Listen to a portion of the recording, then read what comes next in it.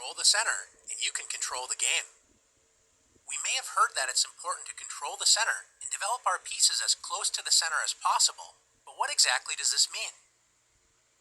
The center squares are e4, d4, d5, and e5. A popular, as well as strong opening move for white is to play e4. White moves a pawn directly in the center, controlling the d5 and f5 squares in black's territory, and it also opens up lines for white's light-squared bishop and queen to quickly enter the game. A good response for black is to play the same move, e5. By controlling the center, both sides prevent enemy pawns from entering their territory. If white tries to force two pawns in the center with d4, threatening black's pawn on e5, it's important for black to break up white's pawn center with e takes d4. When white's dreams of taking over the center with pawns have been shattered, so black should not have any serious problems in the opening. Is the center really that important to control? What happens if black wants to move pawns on the edge of the board, such as a6? Pawn moves are important when they can control key squares, especially in the center, and when they open up lines for pieces to enter the game.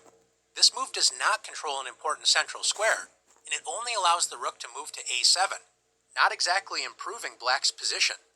Since black does not want to control the important center, don't be shy. Let's take the center for ourselves with d4. White's pawn duo control key squares in black's camp, c5, d5, e5, and f5, making it difficult for black to activate pieces on these squares.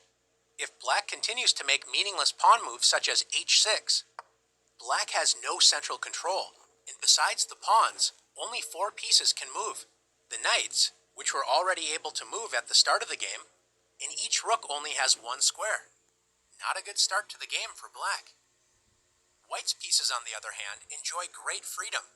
White's queen and 2 bishops enjoy open lines, and white's knights are ready to jump into the game with a move like knight f3. What happens if black wakes up from a deep sleep and decides to start developing pieces toward the center with knight to c6? Pieces need pawns in the center so they are not constantly attacked. Since black does not have a pawn on d5, white can simply march forward with d5, grabbing space and attacking black's knight, forcing it to waste time by moving again. Black should admit the mistake and retreat the knight, but instead decides to move the knight to the edge of the board with knight a5. Most pieces do not like being on the edge of the board, and the knight is especially weak as it only controls 4 squares. Compare this to white's knight on f3. It controls 8 total squares, twice as many squares as black's knight on a5 controls. More importantly, black's knight doesn't have any safe squares, so white can attack this poorly placed piece with b4. If black does nothing, white will simply win a piece. So after knight c4, black's knight has already moved 3 times, and white can now develop a piece and win the knight with bishop takes c4. Black is in serious trouble, but should at least try to prevent white's central pawns from advancing with d6. Instead, black plays knight f6. Knights love to be close to the center of the board, but you have to prevent enemy pawns from attacking them. Since black has not controlled the center with pawns, how can white gain space and attack black's knight?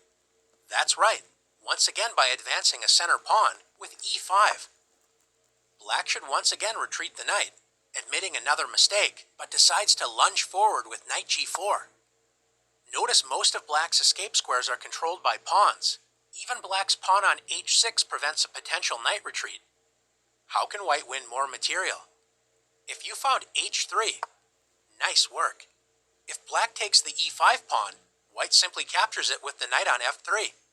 If black plays knight takes f2, at least grabbing a pawn before losing the knight, white should not be afraid to move the king. Let's win material with king takes f2. By controlling the center with pawns and actively developing pieces toward the center, white took advantage of black's careless play and is simply up 2 pieces with an excellent position. Now it's time to practice taking over the center in the challenges.